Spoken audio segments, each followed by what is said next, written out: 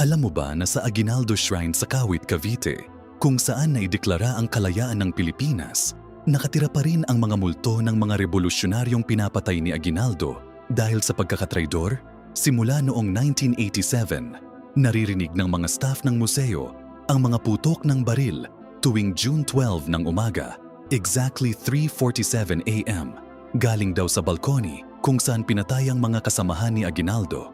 Pero ang mas nakakatakot, nakikita ng mga security camera ang mga anino ng mga lalaking nakasuot ng katipunan uniform.